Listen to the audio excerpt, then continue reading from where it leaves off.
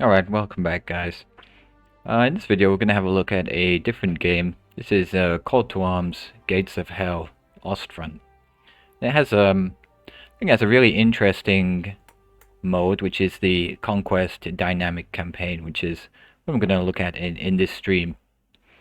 So if we just go to this and we create a new Conquest. I'll play as Germany on normal difficulty, medium campaign size.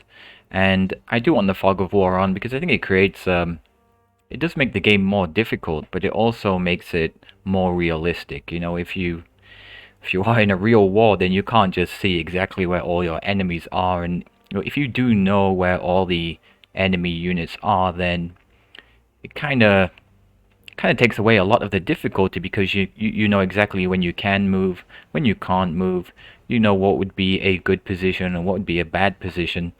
Whereas with the Fog of War on, you have to play much more carefully, much more realistically, and you have to try and predict what would be a good position. You have to pay more attention to the terrain and the surroundings.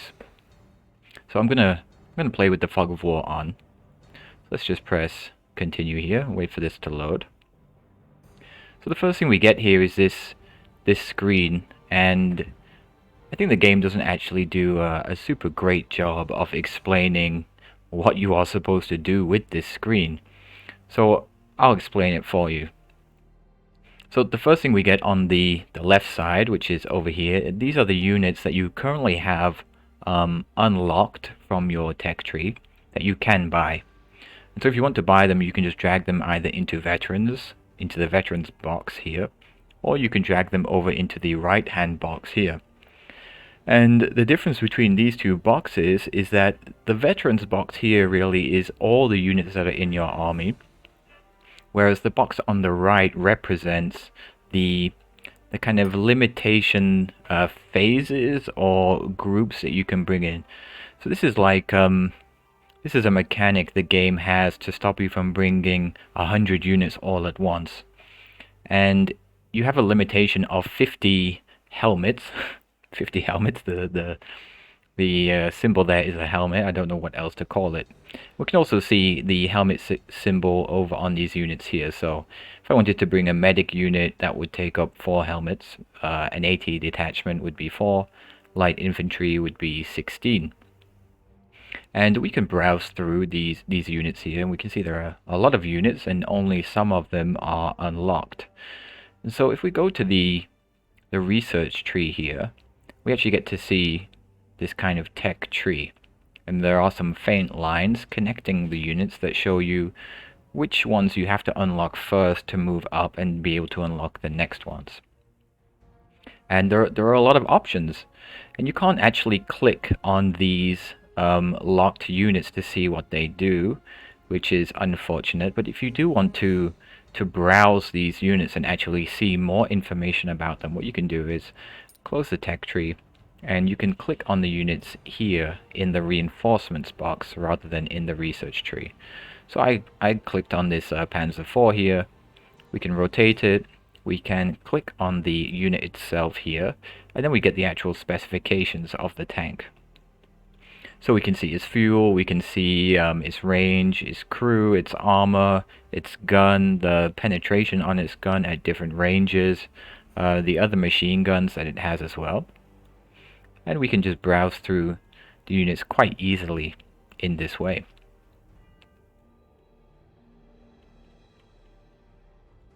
Lots of different infantry.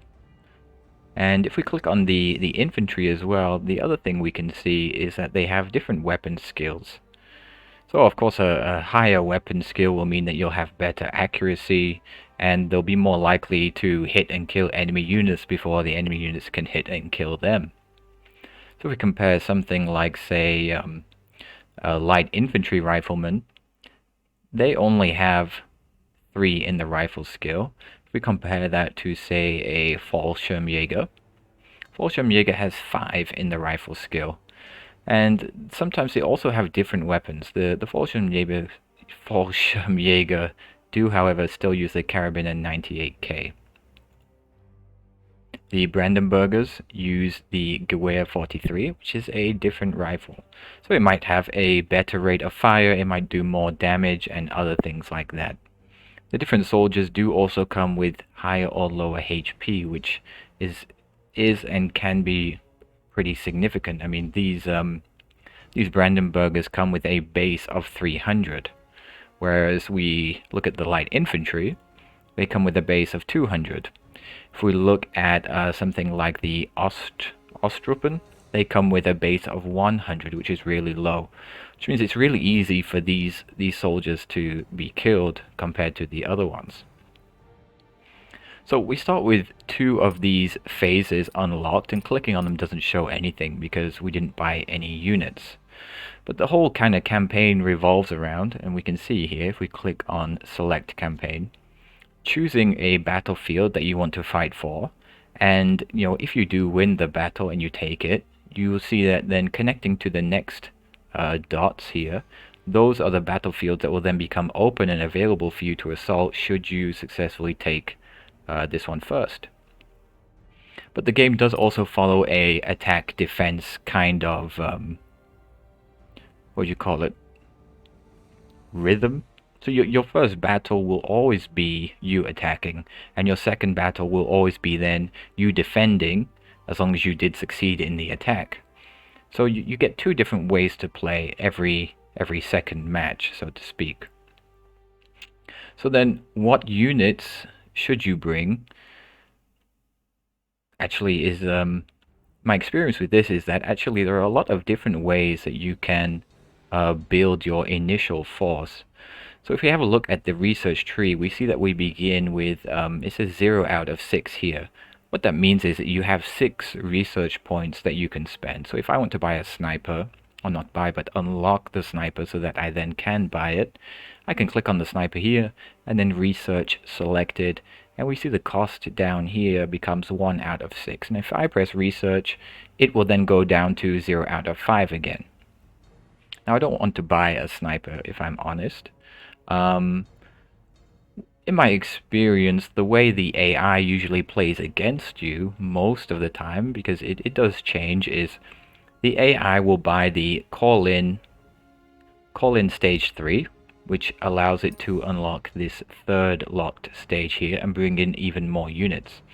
And the AI tends to spam out a lot of light infantry. Of course, we're playing against Russia. They don't have the same units, but the equivalent. And so it can sometimes feel like you are fighting against infinite infantry, when actually the case is that it's not infinite, it's just very, very high, and they're bringing a lot of units. So if I show you exactly what I mean by that, what I'll do is I'll unlock the call-in stage 3 here. We buy that. This goes down to 3 now, because we spent 3 to unlock it. This unlocks the 3rd stage. So if I now take, say, these light infantry, and I drag them either here, or I could just drag them into the veterans box here, and either one is buying them. I could take this unit, put it back here, it doesn't change anything. This is just your whole army, and you can decide, do I want them to come in stage 1, 2, or 3? And you're not limited by time in that respect. You're limited by a resource you have in game that slowly ticks up over time. I think you begin with maybe 50 of that resource, but generally what you can do is bring in the first 2 stages at the start of the game, and then later, as your resource has ticked back up, you can then bring in your 3rd, maybe 4th or 5th stages if you have those unlocked. So we see that, as I was talking before about the helmet resource, so if I put these light infantry here into A, I can bring even 2 of these, and maybe even a 3rd one if I want. And then we are up to 48 out of 50. If I try to put anything else in there that is greater than 2 helmets, the game won't let you do that. And just light infantry by itself isn't really going to cut it most of the time. You see that you do start with the medic and the AT detachment as well. And the AT detachment has 1 unit that has an anti-tank rifle. And both Russia and Germany get, these same units. They both get the AT detachment right at the start. They both get the medic unit right at the start. And you can use this unit to kill vehicles, armored vehicles, or not kill, but destroy vehicles, armored vehicles, and even some of the early lightly armored tanks as well. So if your AI opponent does bring lightly armored tanks or vehicles, and you don't bring any of these anti-tank detachments, you're gonna have a real bad time trying to destroy those vehicles when all you've got is light infantry that maybe have an anti-tank grenade, but you need to get your infantry really close for them to be able to do that. And in some cases, it's just not possible, and your infantry will be getting mowed down by the tank's main gun and its machine guns. So ideally, like in terms of the foundation of the forces that you bring, you would want to at least bring 1 or 2 AT detachments, keep them behind your main forces, and then if you do encounter a vehicle, or not if, but I'd say it's more like when you encounter an armored vehicle or a tank, you can then bring your AT infantry up and try to take it out. And using the game's direct control mode is also a really great way to do that. But if we look at how much infantry we can bring now in these 3 phases altogether. So if we try to make it a bit more balanced, we take an AT detachment and also a medic. We look at stage 2, and we put some more light infantry into this one. And again with a medic and an anti-tank detachment. Maybe even another group of light infantry. And then also in the 3rd phase, more light infantry again. And we see that our resource here is running low. It does cost 83 of this resource each time we want to bring this group of light infantry. So maybe just one more along with another medic. So we've got 2 anti-tank detachments, 2 just in case one dies. Now the other thing to bear in mind, and this is also a really nice thing about this game, is that your soldiers can pick up weapons from the battlefield. And not just the weapons that your own soldiers drop, you can pick up the weapons that your opponent drops as well. So the anti-tank detachments that your opponent brings when you kill those soldiers, if you send your own soldiers over to the dead soldier, you can get them to pick up extra anti-tank weapons, and that will save you from buying them yourself. But you do have to play at least the first mission and kill some of those units and pick them up to be able to do that. But it is a nice kind of scavenger mechanic that you can do with that. But let's have a look now at how many light infantry there are altogether. So we have 1, 2, 3, 4, 5, 6, 7, 8. Okay, so 8 times 8, we have about 64 of the light infantry. We have the medic, another 2, another 2, another 2 here, okay? And another 2 here. So we're in the 70 or 80 unit count mark here. And so if you alternatively decided not to research call-in stage 3, you instead decided that you want to bring some of the more expensive units. Let's say you want to bring a tank. So you research the first tank here, and researching this one then would also allow you to unlock the next one in the line. Let's say the Panzer II here.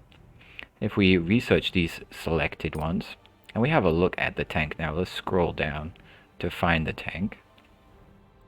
See that this tank is 250 of this resource, whereas the infantry are only 83. Okay, so I could bring 3 light infantry squads, which would amount to about 24 men, or I could bring one of these tanks. But each of the tanks that are further down the research tree cost more and more resources for you to bring them. The Panzer III, for example, if we find that in here to check its price, this one would cost 380 to bring out. Okay, and that's really not a small amount. You could buy 4 or 5 light infantry squads for just one of these tanks. So you can choose to kind of, let's say, build wide or build tall. You could go with the high quality units that can do a lot and are hard to kill, such as a Panzer III right at the start. Or you could just bring a whole lot of infantry, just like the AI is probably going to do, and try to make that work for you. Go for the pure infantry versus infantry approach. Maybe they will bring a cheap vehicle or a cheap tank that you can take out fairly easily with your anti-tank detachment. So this is I think one of the nice things, the really nice things about this dynamic campaign and dynamic it is a dynamic campaign. It's called Conquest. You can choose initially with your first 6 research points, and you will get more research points after every match that you play. You can choose exactly what kind of force that you are initially going to play with and do it that way.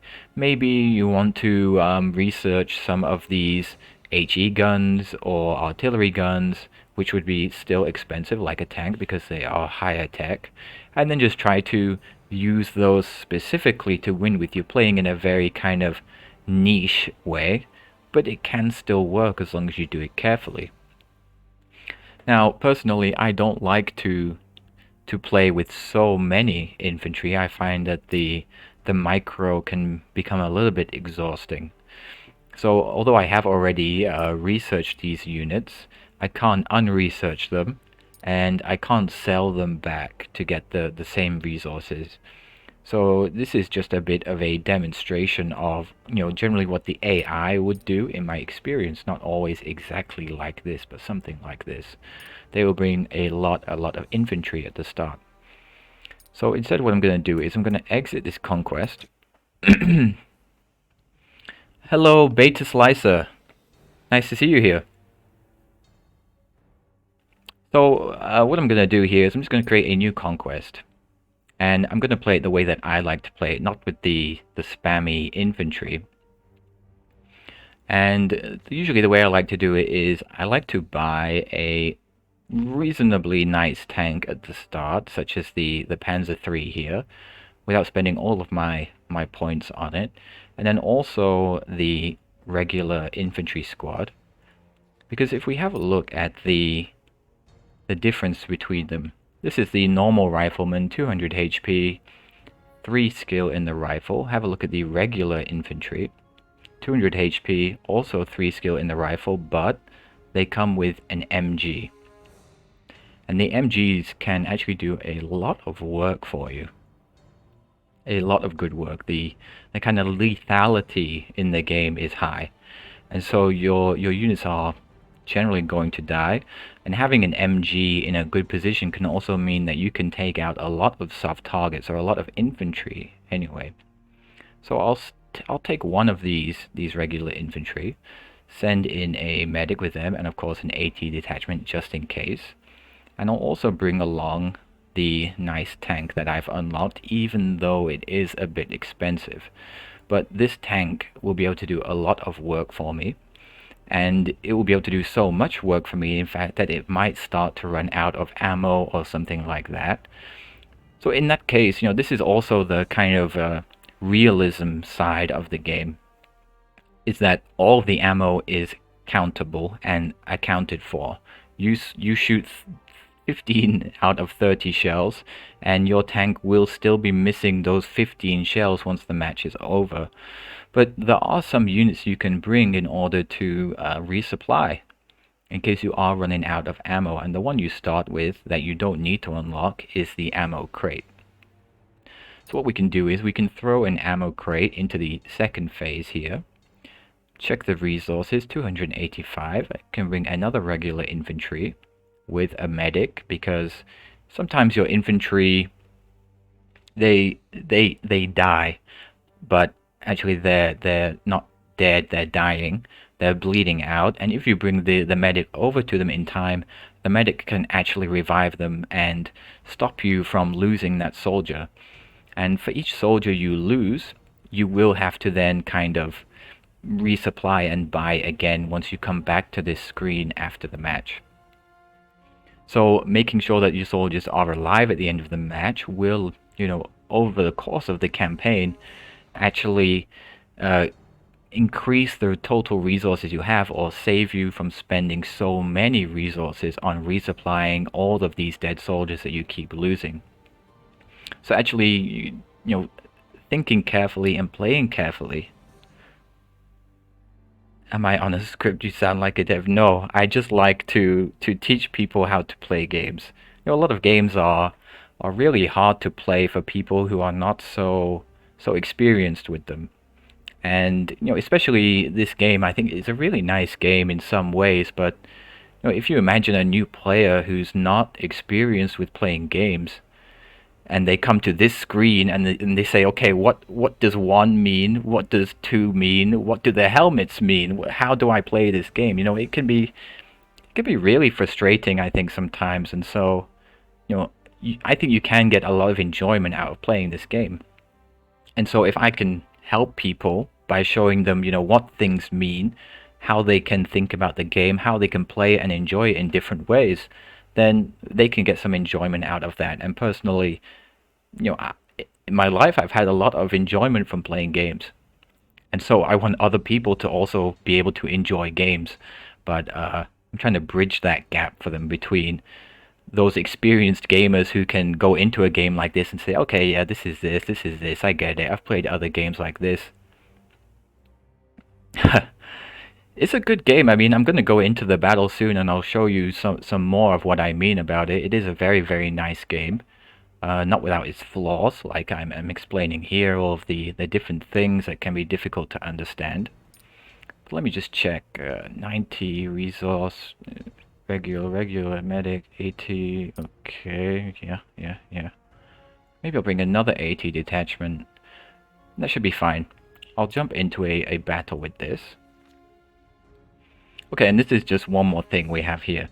Whenever you decide you're ready to actually play, the game gives you a choice of different, let's say, battles or maps that you can choose to play.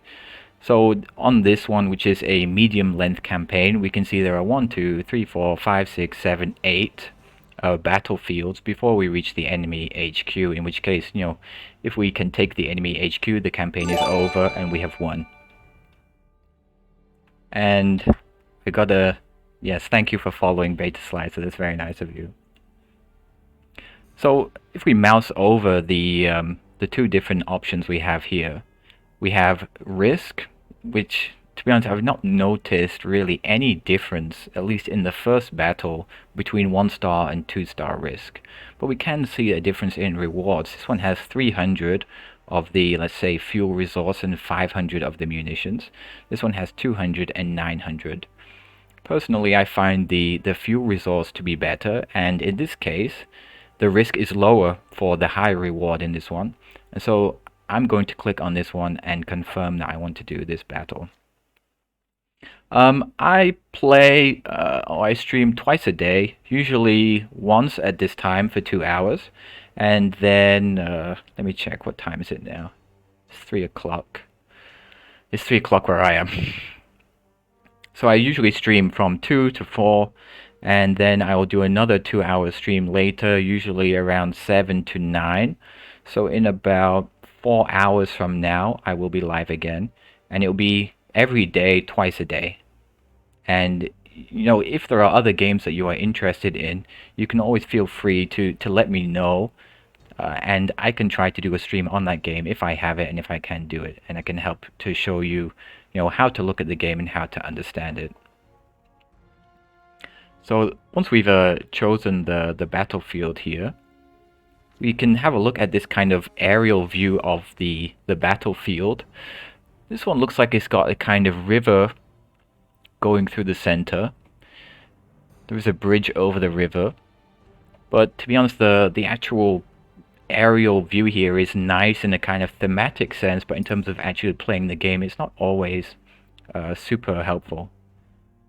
Yeah, I do have a Patreon link, I think, in my About Me at the bottom. Let me just check if that's actually set up. Don't want to listen to myself. Yeah, I do have a Patreon. I think that link should work. Let me check that it works.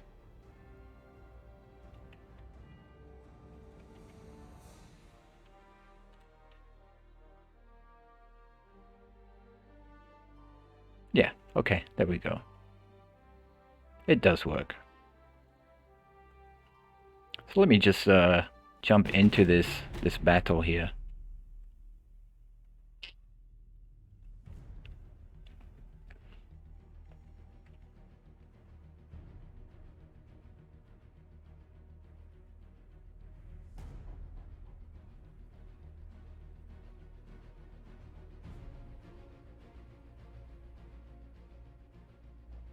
And you know, if you would like to contact me or make any game requests when I'm not streaming, there is also a link to a Discord I set up there. So if you just join that, you should be able to see my Discord profile and either message me in the Discord server or just message me privately too.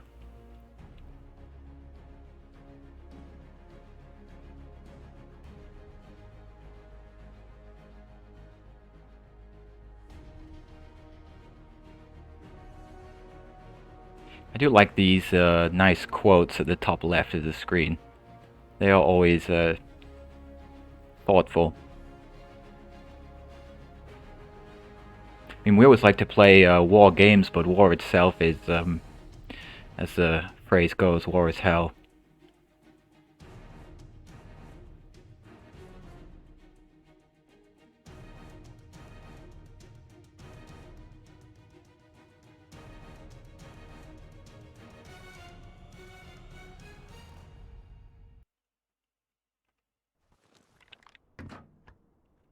Alright, so here we go. This is the right side here is what I was talking about in terms of the resource you have with which the stages you have, the groups.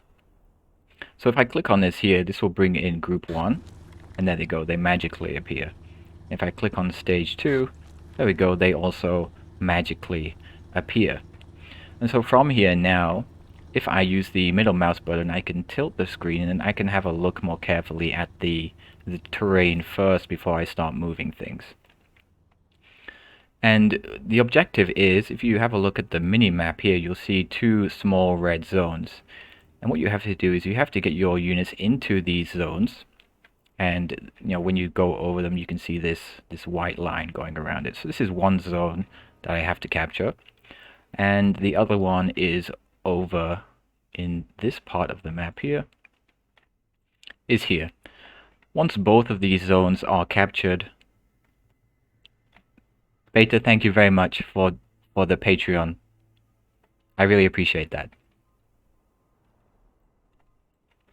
So generally, you know, when you look at the map here, and we use the middle mouse button to have a look at the terrain, how you approach the objective itself is entirely up to you. And you see, actually, sometimes you start really, really far away. And so we go down, we can see we could take this road here, go all the way down here, down this road, down the road, down the road, down the road, down the road. And in some ways here now you can see the value of maybe buying a transport truck or even a half track in order to move your infantry units quicker and more safely to the objectives that you want to take. And infantry can hide behind things like trees, behind fences, and things like that. And because the fog of war is turned on, I actually kind of really like the fog of war mechanic because each unit has a kind of cone of vision. And I should be able to demonstrate that by grabbing one of these units here. We look at the fog of war as it moves. Here we go, it's moving. So this one infantry unit here can actually provide sight over this range, but we see it is a cone. We see it's also diminishing here, so I won't be able to see any enemy units in this grayed out area. So in terms of keeping your valuable units,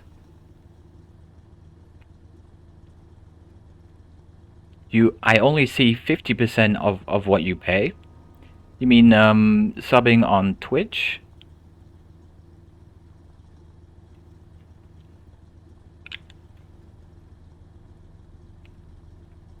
No, there's no pausing.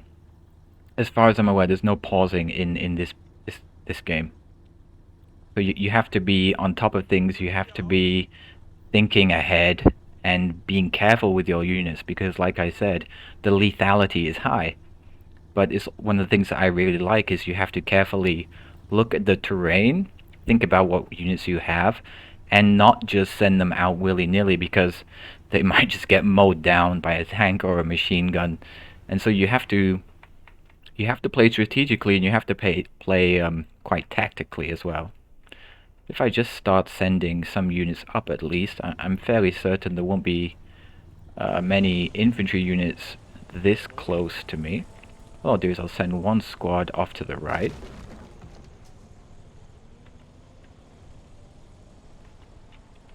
And one squad off to the left. I'll send one squad of medics also to the right. One squad of the anti-tank infantry also to the right. So what I'm going to do here is I'm going to flank the tank, or flank my own tank, with infantry on either side, so that if there are any anti-tank infantry that my opponent has, they won't be getting flanking shots into the tank's much weaker side and rear armor, because this is a very high value unit for me and I do not want to lose it. I don't really want it to get destroyed.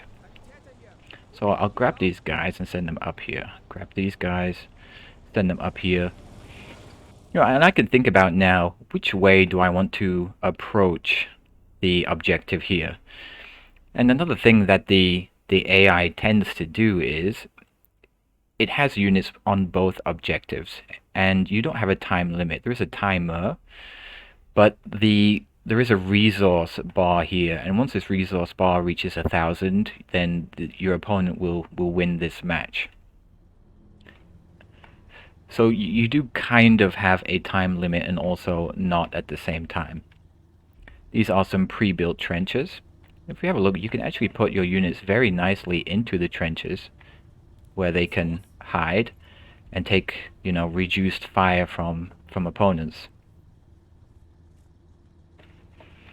Well, the thing is, the AI is on the defense for this battle, and I'm on the offense. So the AI would win just by keeping the objectives, you see? So it's on me to do something, and it's not on the AI to do something. They can just sit and do nothing, and they would win if I don't push to them.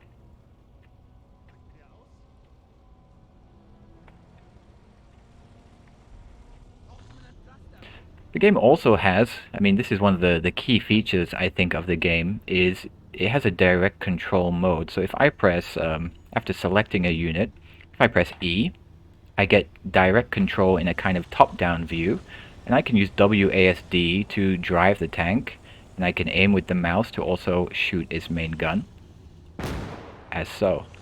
But we can also then, while we're doing this direct control mode, if we press T, T is the default button, we get this nice kind of third-person mode where you can personally drive the tank. This is a really, really neat feature, I think, of this game. You get this combined mode of both like an RTS and a first-person shooter.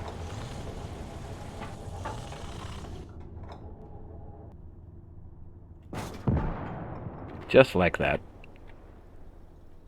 And of course, you know, you will always be able to shoot better than the AI can, and so, you know, in the heat of battle, a lot of the time it is better for you to control the units yourself.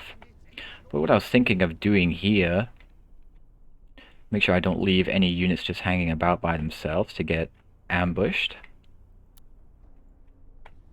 is because the AI tends to put units on both objectives, and I want to take both of these objectives, what I might do instead is I might move my units down to this area here, and then just I can push directly into this objective, hold it, and then continue in the same direction towards the next objective. Yeah, exactly. Between Foxhole and War Thunder is a perfect comparison there. So then what I can do is, you know, if I do instead decide to take it this way rather than this way, The problem I was thinking that I might encounter if I approach the objective this way, because I know the AI will have put units also defending this objective, I might start getting flanked over on this side. And so instead then what I can do is the edge of the map is like a natural barrier. So we can use that to our advantage, move up through the forest here, set up with all of our units, and then assault this one objective without getting flanked, hopefully. So that's what I'm going to try to do. I'm going to send these infantry units ahead first. Like I said, these guys are...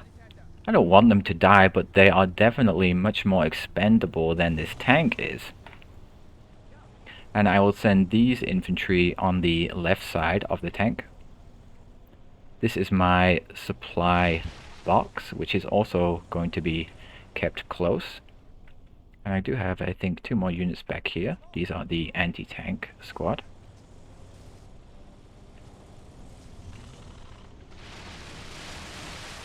The tank isn't exactly the best at finding its way through the trees.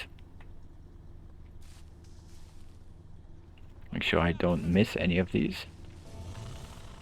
Let's try to get the tank to follow the road. This is the objective. Yeah, so through up the road, maybe to here. And let's see if it can reach that without getting ambushed. Bring the infantry up as well. Good, keep moving. I mean, you can even control a single soldier like this. Beautiful. There's the tank. I mean, this no squad-based infantry. I mean, you can drag a box over them, and if you have a look in the bottom left here, you can quickly click on each squad. Oh, it looks like my units have encountered some infantry here.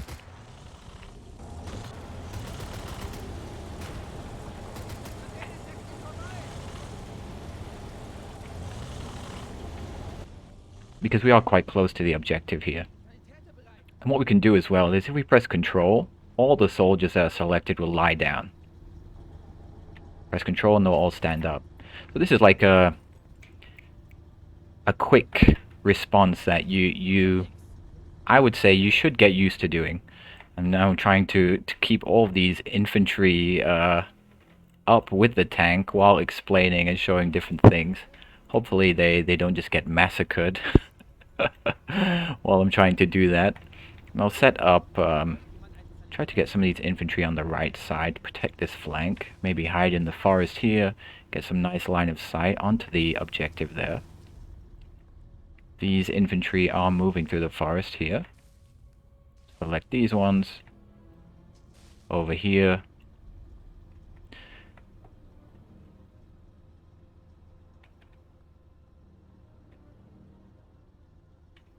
Yeah, so like you said, you know, it's not a perfect game.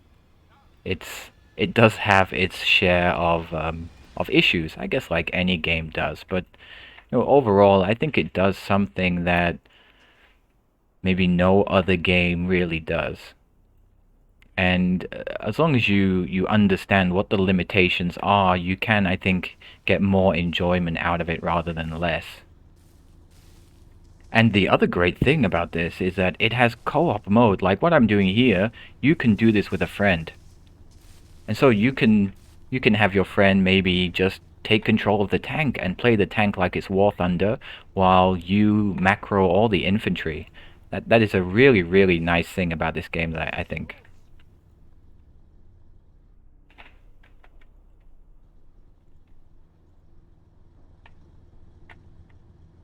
So getting this set up and feeling the pressure from the resources here.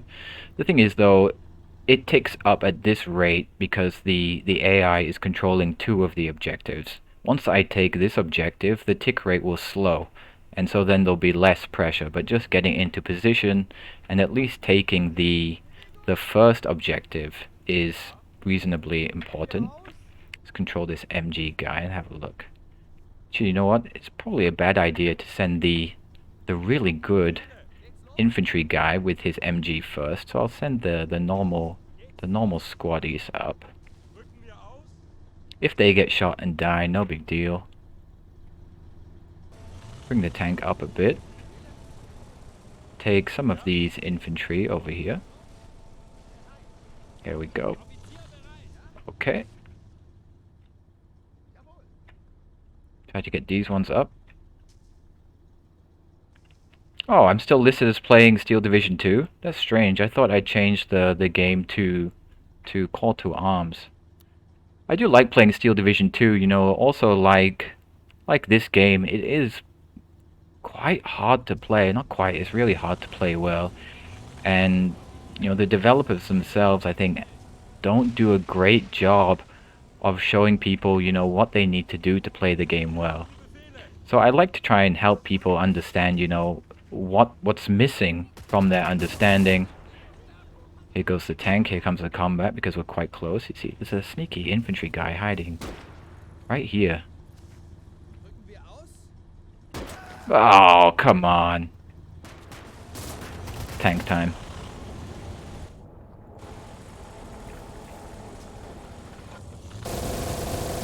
Just shoot the corpse for some disrespect. Try to move these guys up.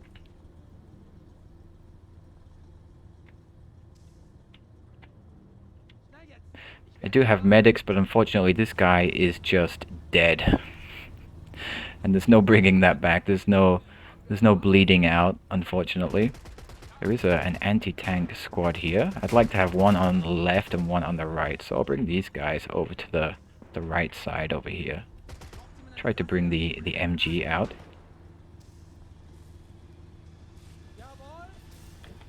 Don't want the medic on the front line, but what I can do with the medic, and this is the interesting thing about this game as well, is the scavenging. So we saw before that my soldier here died, and medics only begin the game, or begin once you have them with a pistol. But what you can do is you can send your soldier over here to the dead soldier. If we press C, it will highlight the weapons that are on the ground. I can tell my medic here to pick up this rifle. Okay, now he has a rifle, and if I press X, it'll give me this eye icon, and if I click on the dead body, I can actually pilfer all of this soldier's ammo as well. Even the grenades if I want. I don't really need the grenades, but I do like to give the medics... Whoop, get him down so he's not just gonna die after pilfering that rifle. I do like to give the medics some better weapons rather than just a pistol, because the pistol isn't going to do a great deal in combat. Okay, make sure these guys are lying down so that they can not be shot so easily. Okay, sure. If you want to play some Army General Co-op, that'd be fine, no problem. I haven't played it much myself, but I do enjoy Steel Division 2. I mostly play the normal multiplayer mode, either 10v10 or 1v1 or something like that. But it's always nice to play some co-op mode.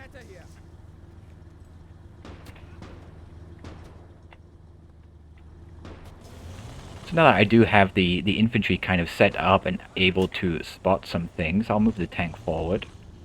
And I'll try and find some infantry that have a SMG. They're much better in close combat than the rifles. There's one, here's another one. Get these guys to lie down. Yep, something over here. That's an AT infantry, so he has the PTRD. And I can actually steal that after I kill him.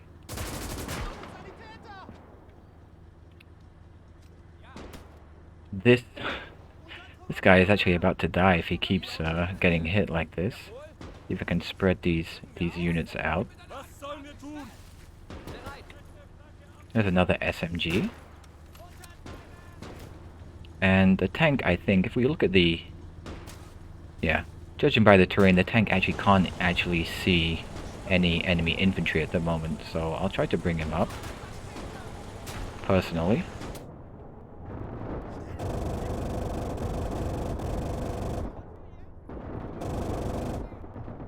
Blocked by a fence.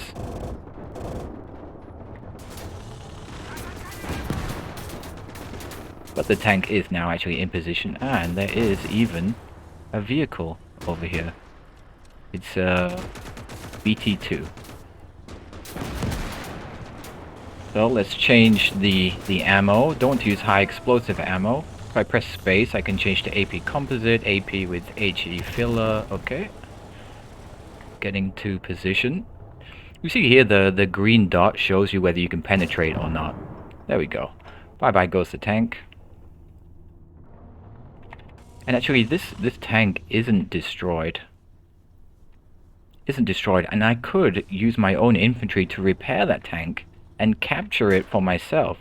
And then at the end of the match, this tank that I repair and I capture will be in my army, available for the next match as well, which is amazing. You know, you can really play like it's a long war kind of thing. Making sure you have a look at what weapons are dropped by the enemy, see if you can pick things up. If you destroy vehicles, then also try to repair and capture those vehicles. So it has some really nice aspects to the game, to be honest. Alright, and some infantry coming from behind me, which is a problem, if I'm honest. But I think my infantry can hold the line here, and I'll take the tank, hopefully, to get rid of those infantry over there.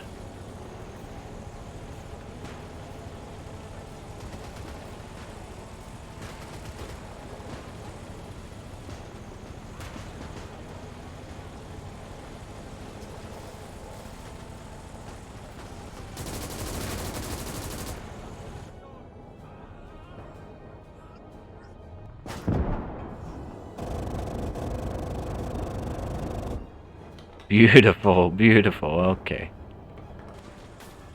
Oh, didn't want to end the direct control just yet. I think there was a few more guys down here somewhere. Yep.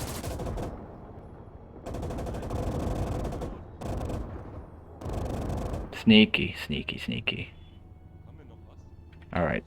I think they are dead. So I'll end the direct control, see if I can get the tank to come back. Well, no, I take it back. There's still a few more coming. The AI does buy reinforcements, and you don't always know which direction the reinforcements are going to come from. Oh, there's a lot of them actually. This is the AT infantry thing that I was talking about. Not AT the letters, but AT the number, 80. Jesus. Wow, that was a bit of a massacre, huh? And this is why I like to bring a tank. Because this machine gun is doing so much work for me right now. So much work.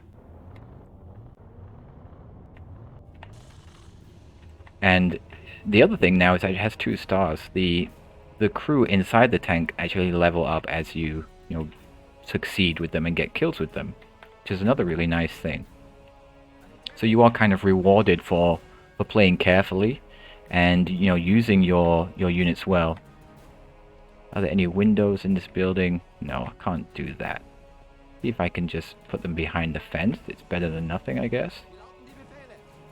Use the sandbags.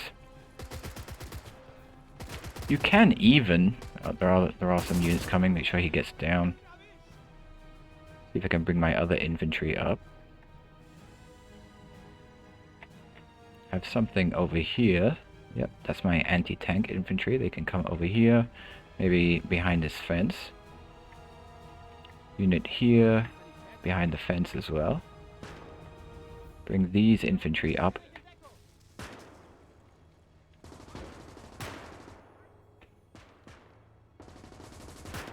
Yeah, and it seems like this is the reinforcement road for the AI. So having my tank here actually is going to be pretty important. Okay. There are some over here.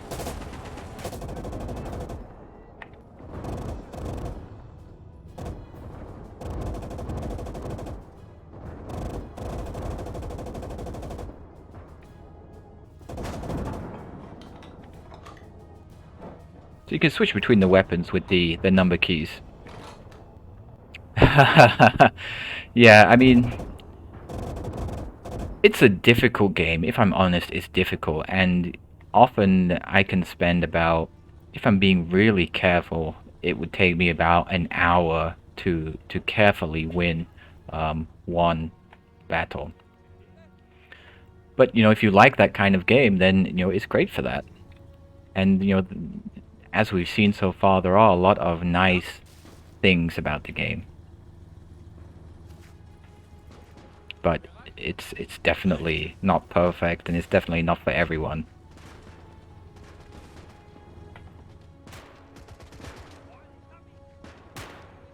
I would definitely say that, playing with a friend, someone who can help you by taking care of some of the other units, is probably one of the easier ways to play, or at least more manageable ways to play.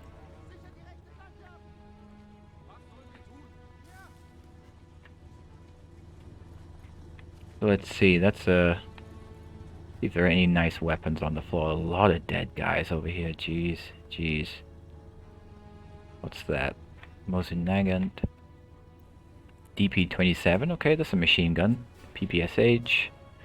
PTRD, anti-tank rifle. Okay, so what I might do even is take this guy over here, because he'll provide the, let's say, the line of sight,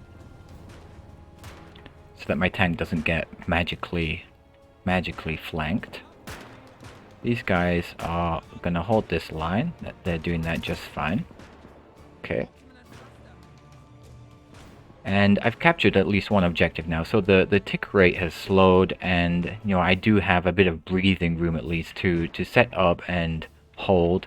Maybe let the AI spam some soldiers at me and kill them as they try to come in and take this objective back. And then once they've kind of slowed down in their manpower,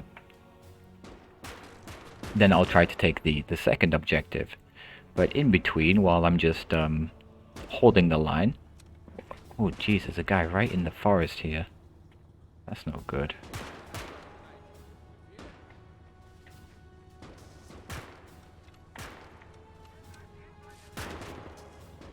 See if I can find him. I have a feeling I'm gonna run through the forest here and get shot in the face, but such is life.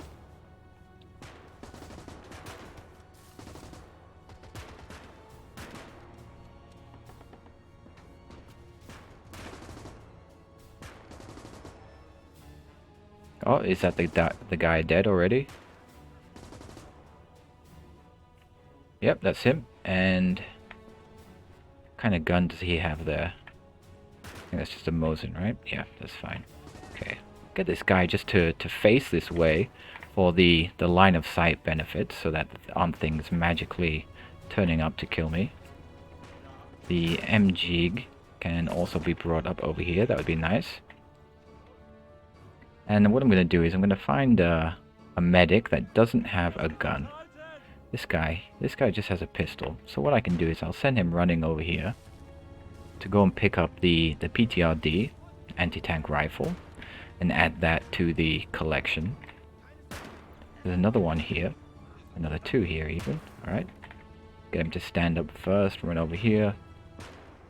Gonna do some scavenging with the medics. The medics only have pistols, so they are great choices for picking up some extra weapons that they can then use themselves, or that you can directly control and use.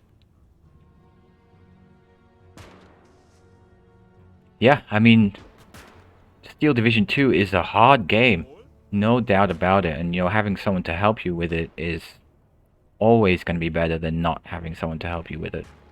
And I think in the Army General mode as well, you actually have to play on a bigger map than you might typically play on if you're playing 1v1. And so then you have to manage much more, you have to manage more units.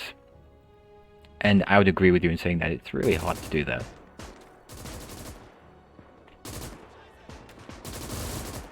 So now I have my two MGs being put to good use in defense.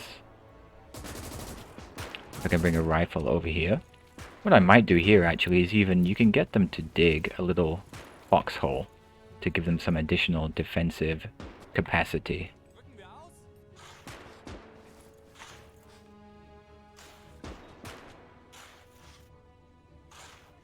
I can't see. So I'm gonna have to leave it to the AI to do it. Okay, let's bring the SMG over here. The medics coming to steal all the guns. Let's go scavenger squad. And make sure the tank is actually facing the right way with its turret and hull to actually provide them some support. You see how slowly it turns the turret. You don't want it facing 180 degrees in the wrong direction when you want it to be providing fire support, right? Okay, so first medic.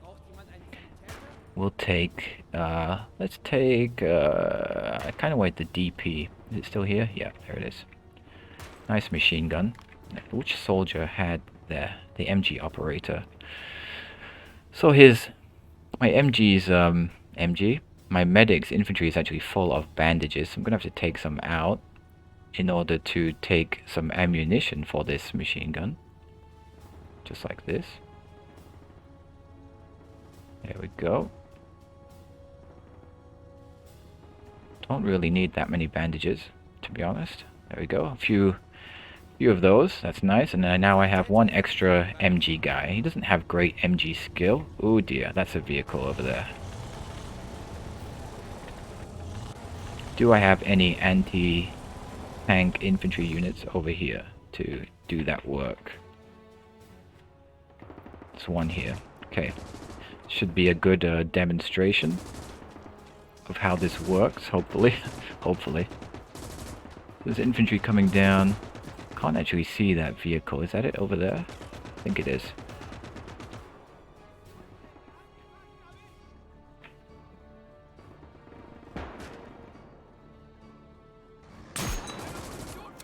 Yep, got one kill. Killed one of the tankmen inside. In different parts of the tank will have more or less chance to be penetrated. And of course the accuracy isn't great while you're standing up either.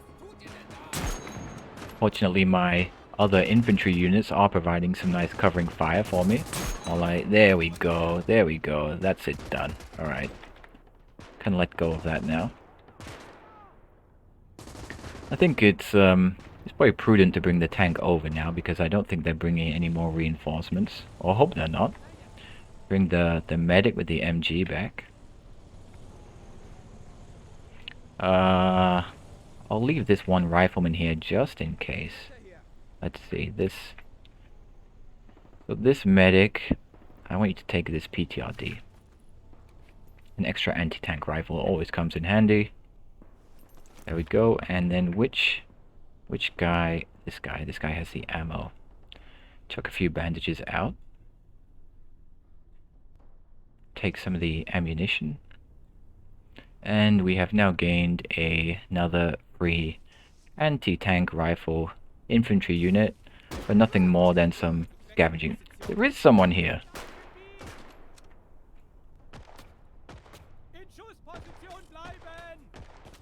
Can't see him though.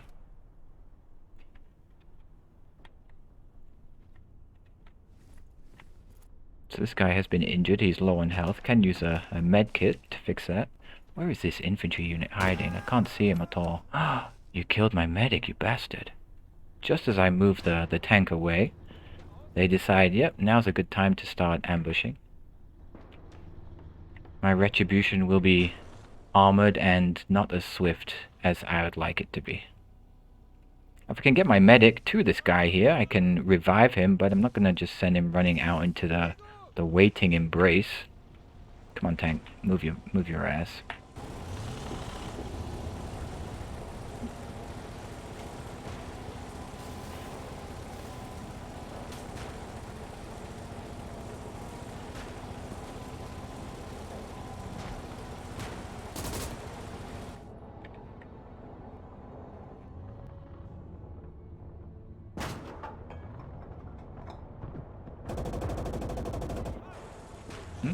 Want to keep the...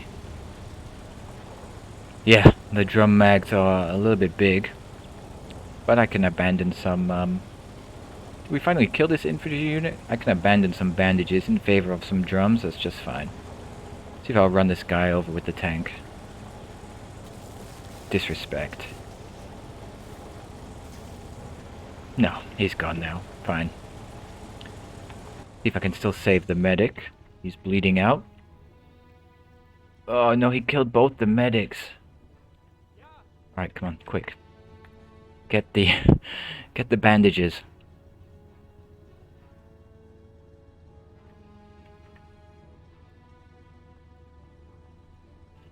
Oh, but I think he doesn't have the ability to actually revive unless he's the medic class.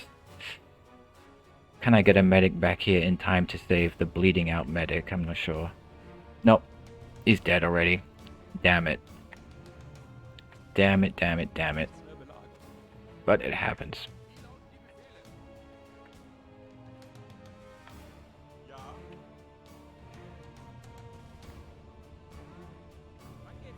Stick this guy, let's say, behind the wagon here. Bring the tank back, and it's time to take the last objective and go home. Maybe repair some of these vehicles and steal one. Let's see. That one doesn't look too amazing. This one looks okay, the BT-2. So if we want to steal this tank, what we do is take a guy over here. Press the X key. We can access the inventory of the tank. Okay, so we get over here. Got the unit 2 access, and there's a repair kit. We have to take the repair kit here, and then we can press Shift R for the repair function. He's going to start repairing it. You can repair with more than one soldier at a time, so if I bring a second soldier over here as well, and do exactly the same thing, press X, and then click on the tank to access its inventory. There we go. Take another repair kit out. Press Shift and R for the repair function, and now he's going to also start repairing the tank. Once it's repaired, can throw them into the tank, and that will be one more tank for me that I didn't even have to buy. So I'm going to move my other infantry up now to support the tank. I might keep my MG troops just here for the moment, defensively.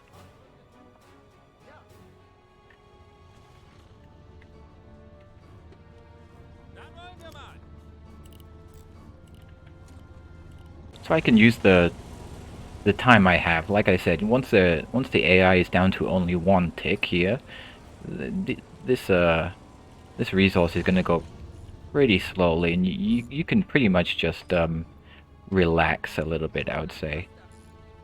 Let's use these free bunkers for some cover. Not bunkers, trenches. Wrong word. Gotta be careful sometimes though that you place them facing the right way. There we go, that one will do.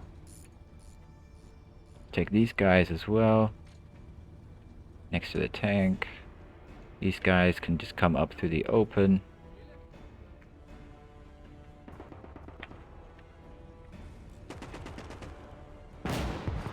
Okay. Get down, don't want you to die. Let the tank do the dirty work. And there's my medic with his brand new MG doing great work. Look at that, I love to see that. Scavenge away, take all the things you like. Yeah, love it. You boys shouldn't be standing. It's not a great way to fight. You see this very small kind of bluish purple bar here that'll show you how fast they're repairing. So I can take another repair kit and ask him to... Oh no, it's going to be done actually with this guy. I can't ask him to do much more at the moment, so I'll just wait for that to be done. And then I'll send 2 tanks to take the last objective.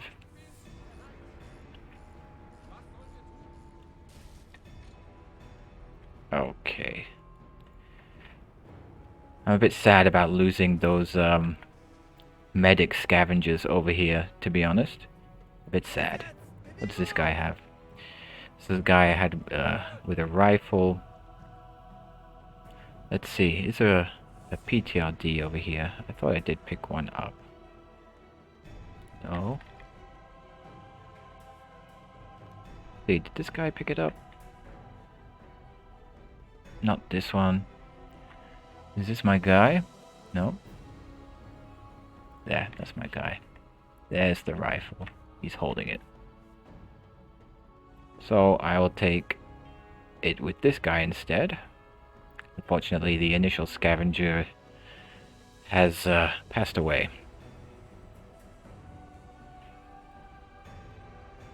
Take some free bandages as well, why not? Alright, so there's an extra anti-tank rifle. For free.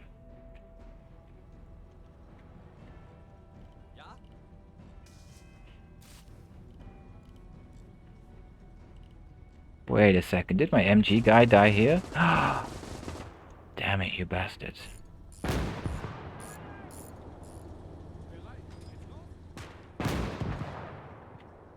So, this guy, not to put an MG to waste, will take the MG34.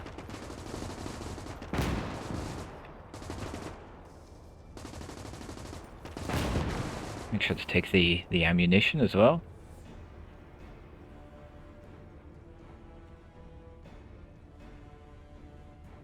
Nothing goes to waste. There we go. Alright. And the tank is fixed. In you get, boys.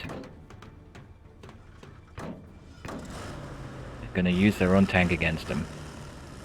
Love it.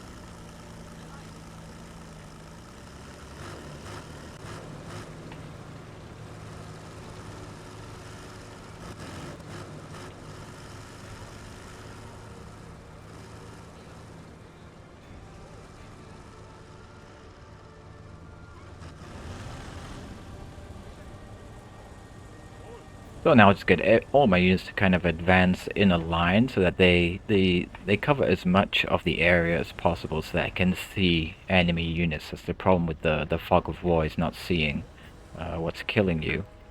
This guy has an anti-tank rifle, so I don't want him going first because he's quite valuable. And we don't want to crawl the whole way because that would take forever. I'm just going to leave some units still in here. Maybe I'll get somebody facing, let's say, let's get a guy in here in the foxhole that I built. So he's facing over that way just in case. I'll leave one anti-tank guy also here just in case. And this guy can come up here.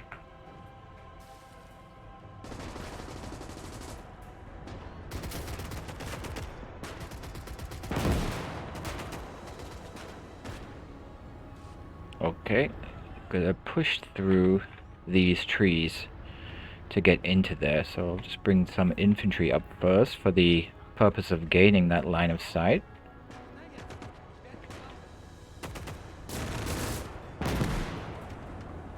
Maybe send a tank here, this one here, bring these guys behind them, this guy this way, anti-tank guy behind that.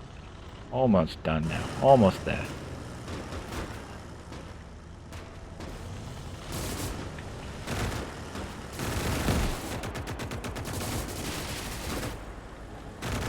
Yeah, get wrecked. What you get for killing my scavenging medics.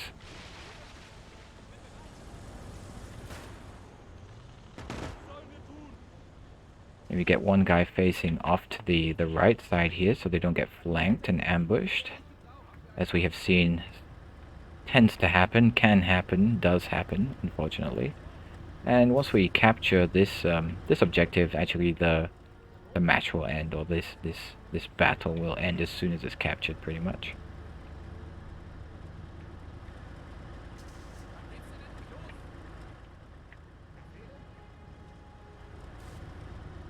Hard work. Still somebody in here.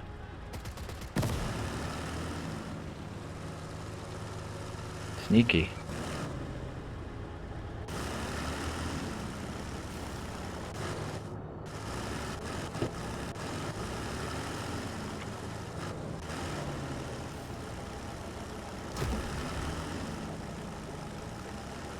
And all of these buildings actually are destructible.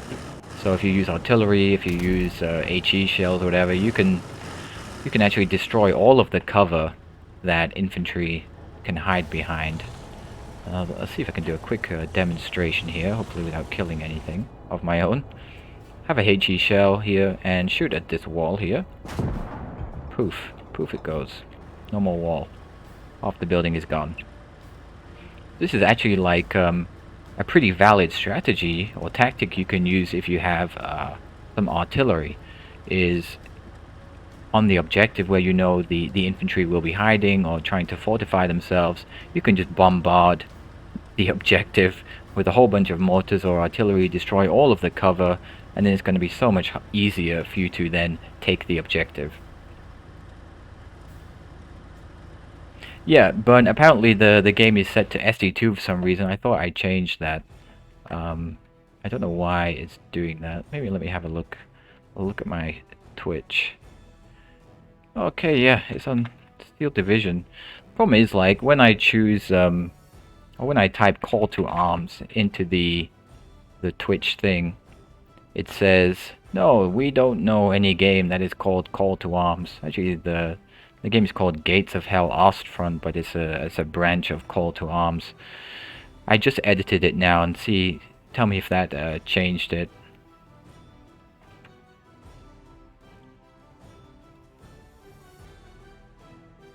So 94 infantry kills, and if you were watching earlier, I said that the AI tends to do. Yeah, okay. Thanks, Burn. Thanks for checking and confirming. So I said earlier that you know, the AI tends to do this thing where they just buy a whole ton of infantry and cheap units by also unlocking the stage 3. And we see that they brought 94 infantry in total, along with two cheap vehicles as well. So that's very, very spammy. And you have to be careful. You have to make sure your units are, at least the infantry, are in cover. If you're using vehicles, or if you're using vehicles that have like that low armor, like the BT2, then anti-tank infantry with those anti-tank rifles will also kill it pretty easily.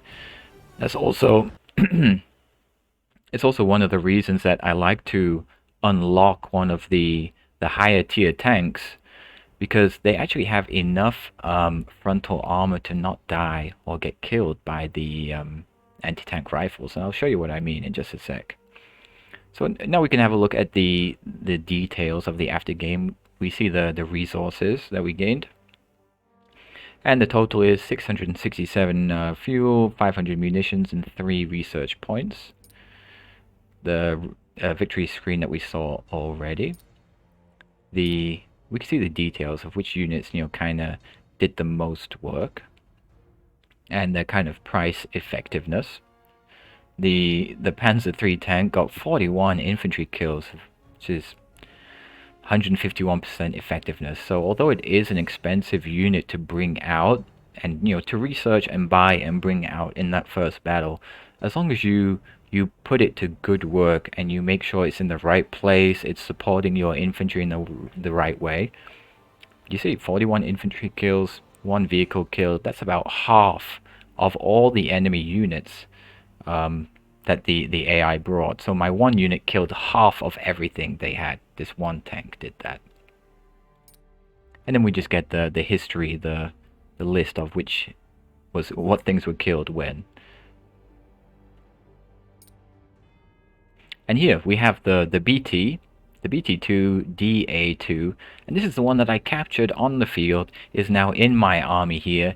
I do have to spend some resources to resupply it and fix it and to give it a crew, but it's there, it's free. This is a Russian tank that you can't get because you're playing Germany. You have German tanks, you can research German tanks, you can buy German tanks, but you can capture Russian tanks.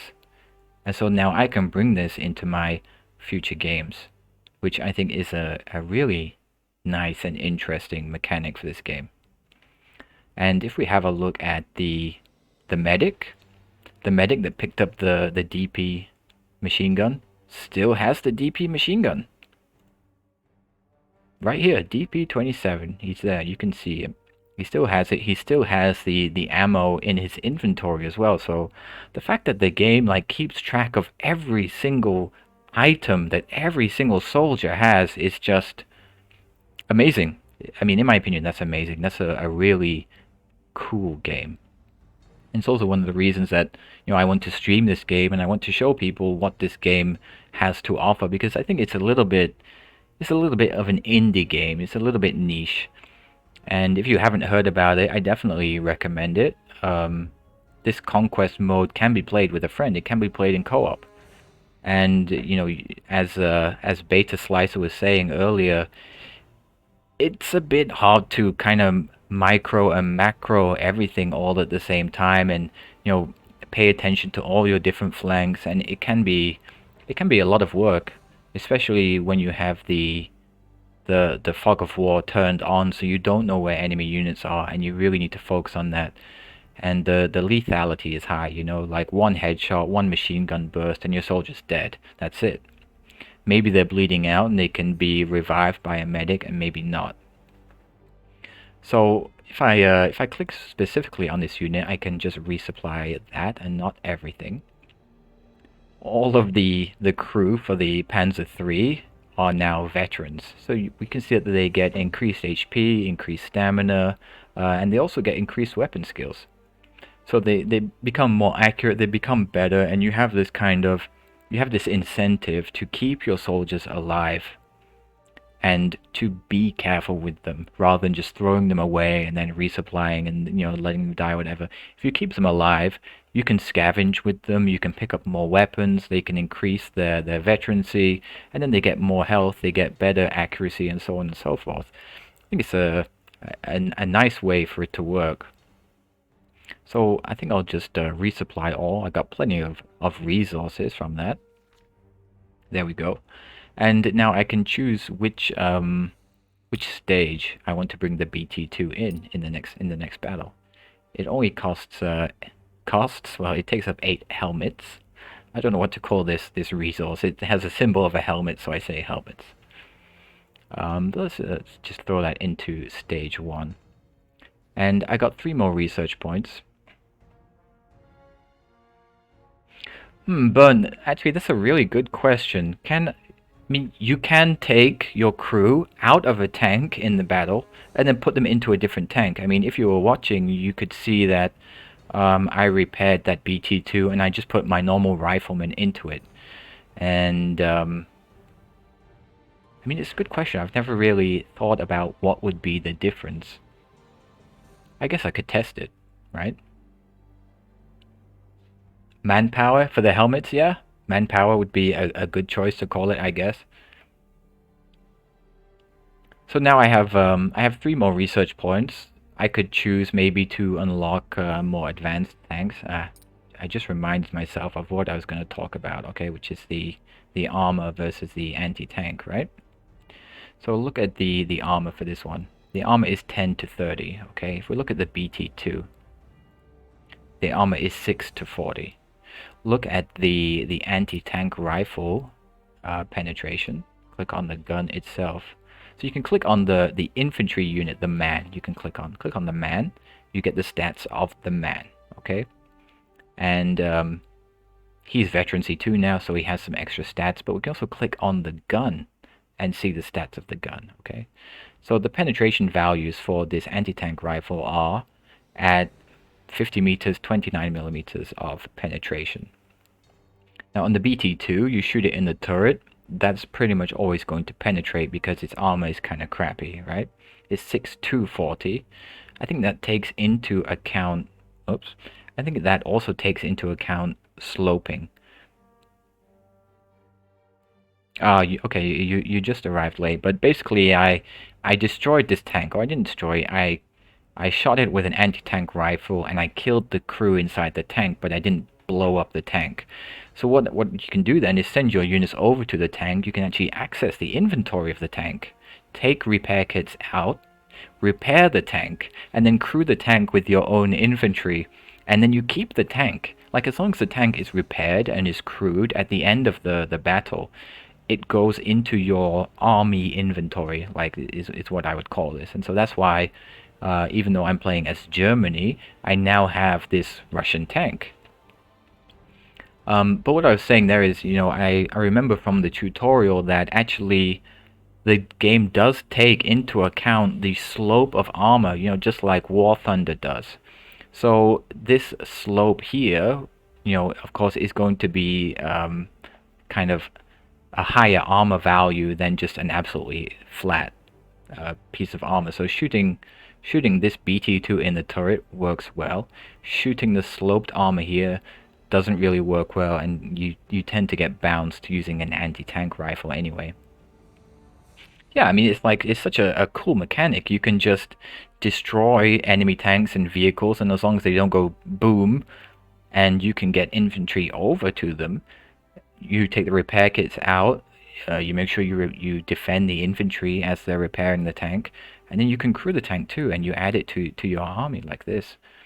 And so in that way, even if you wanted to play in a what would you call it, a kind of scavenger-based way, you wouldn't even need to buy or research any tanks, and you could instead just keep decrewing enemy tanks and capturing them. So you could play as Germany, but only play with Russian tanks because you just keep capturing them, which would be might be a little bit more difficult to do, but it could be a funny way to play. And it's definitely like an interesting thing that you can do in this game for sure. So this Panzer III has reasonable frontal armor 10 to 30. Okay, and as long as it's angled a little bit, you do the diamond, then you're gonna be able to a lot of the time be mostly safe from anti-tank rifles. And if we look at some of the further Panzers, let's see, this one is the same. This one. Where's the Panzer IV? Okay, let's have a look. Panzer IV, this one is also the same. This one has 10 to 50. Now, unfortunately, it doesn't tell you exactly which part is 10, which part is 30, which part is 50, but overall, 10 to 50 means that as long as it's at the front or your diamond shaping, you're not going to suffer against anti-tank rifles at least. So that's why I like to play in this way with a higher tech tank at the start. Get plenty of kills with the machine gun and the HE shells, and you're not really at risk of losing it or being decrewed thanks to anti-tank rifles. Yeah. Yeah, okay, well, I have experienced the pain of a KV-1, but do you want to know what's even worse than a KV-1? KV-2. Oh boy, I remember the first time I encountered a KV-1, but I really remember the first time I encountered a KV-2. That was not pretty at all. But York, does he like the KV-1 and KV-2? I remember him saying maybe KV-2 is one of his favorite tanks, right?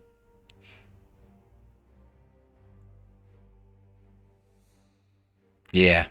Yeah, I mean, tell him to get the game. I'd love to play it with someone. I mean, the game is fun by itself, but it's a little bit it can be a bit tiring trying to focus on all the different things by yourself. If you can get another friend to at least even just control a tank for you or to help you with some of the macro and micro, I think there's definitely more fun to be had. But even just playing by myself, I think this game does have some quite special mechanics and features that, I mean, okay, I'm kind of rambling a bit here, right? But he picked up Ski Jaeger purely for the KV-2, and it's now his favorite deck. Yeah, I mean, I remember hearing something like that from him. I wasn't super sure, but you saying it now confirms it for me. Yeah, I mean, I also love the KV-2. I remember I unlocked and I used it in World of Tanks. That was the first time I used the KV-2, and it was very fun to use. It's a very interesting tank. What was I saying? I was rambling about something, right? What was I rambling about? Try to remember.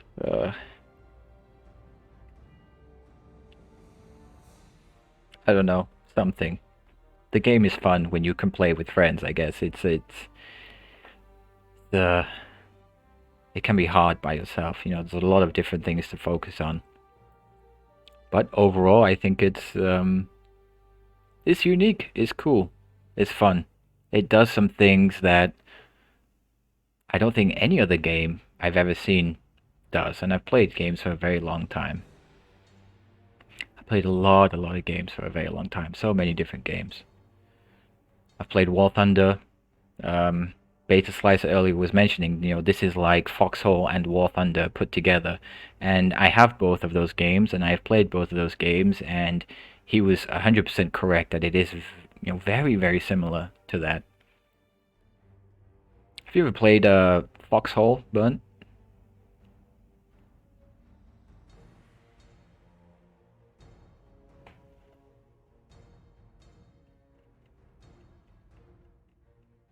Hmm.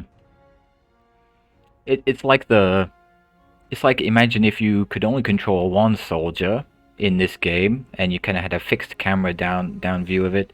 It's quite like that. It's a very large multiplayer game, very big battlefields with each person controlling one soldier.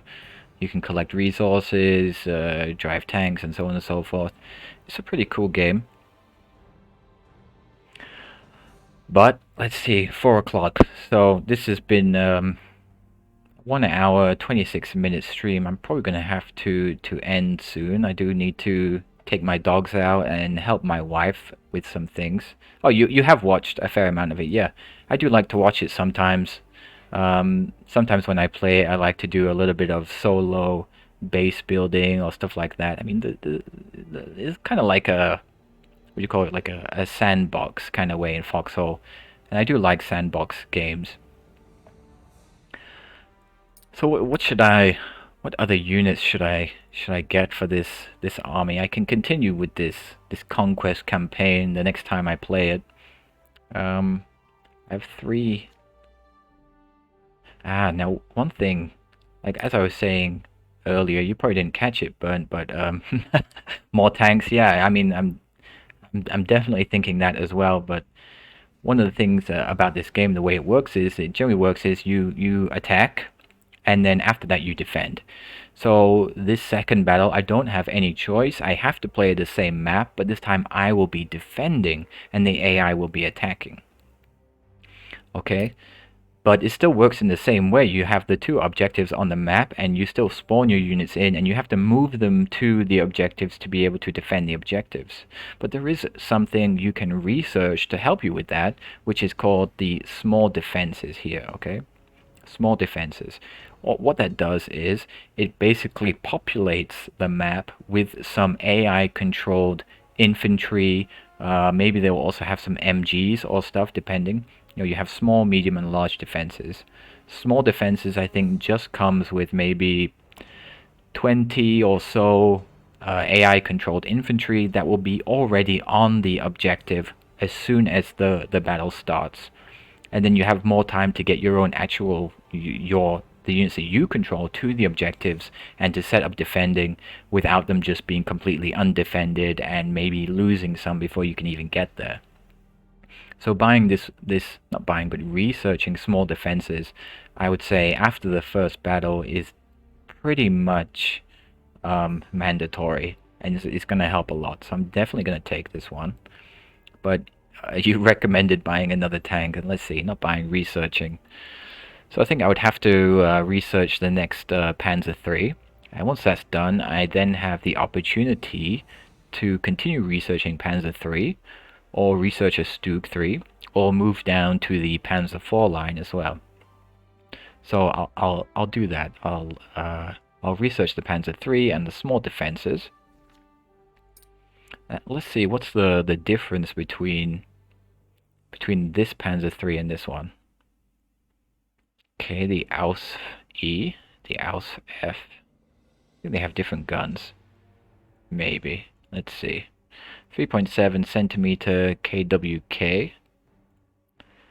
5 centimeter KWK. Alright, so it has a bigger gun. 74 millimeters of penetration at point blank. This one has 49 millimeters. Okay, yeah. So it is superior. It is better, higher caliber.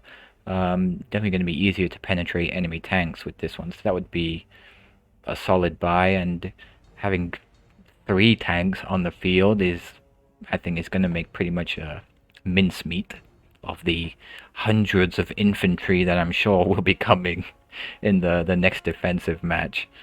So let's see. Can I fit it in here? I can. Let's buy this one. Let's just drag and drop here. Or what I could do, even if I take this one, put it back into the veterans. Let's see. Can I bring both of these? No. Let's if I do it this way. Take one of these guys out. Or the AT detachment out.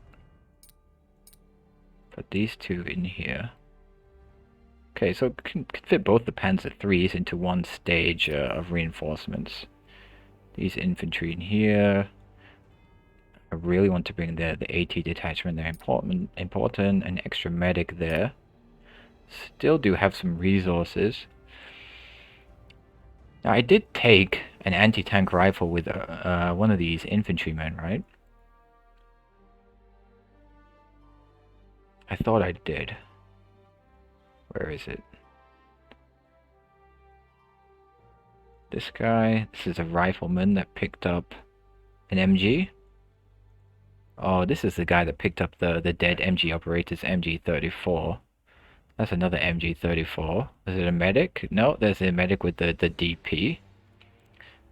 AT guy already has there. There it is. I see it right there. It's this guy. So this guy still has the PTRD 41, I think it is. So I do still have an extra anti-tank rifleman guy. And I think, you know, in the next match for the match, but in the next battle for defending, I can probably steal some more anti-tank rifles anyway. So I don't think I need to buy specifically any more anti-tank units. I'm tempted to maybe... Oh, I just realized my... I did bring an ammo crate, right? And it must have got ambushed and killed. That's unfortunate. I bought it for nothing. I didn't even resupply any of my units. You know, in the heat of the battle, completely forgot about that. Forgot it existed. I apologize, rifleman carrying the crate. I'm so sorry that you died and I didn't even notice. But one of the nice things is that you don't even need to always use this kind of resupply function. You can just use a resupply crate. It will do the same thing. Like, you guys will run out of ammo. Even the tanks that run out of shells, HE or AP, can be resupplied just by having one of these ammo crates next to it. Which is also a really nice function, you know. You steal weapons from the enemy. You steal PTRD anti-tank rifles. You steal DP machine guns. And maybe there's not much ammo available. You just send your units off to the ammo crate and they can resupply and put that gun to good use. So it has this kind of this like long-term strategy that you can think about in terms of your weapons and your supplies and units dying, things being destroyed, trying to decrew enemy vehicles and repair them and add them to your own army so that you can get extra units, you know, for nothing. Which is really nice. But I'm gonna have to stop here, guys. I really appreciate you watching and participating with me. But I have to stop now. I will do another stream in about 3 hours from now. So if you'd like to come back, I can continue with this, or I can maybe do another game. But that's going to be it from me for now at least. So thank you for watching, and I hope you come back next time. Bye, Burn.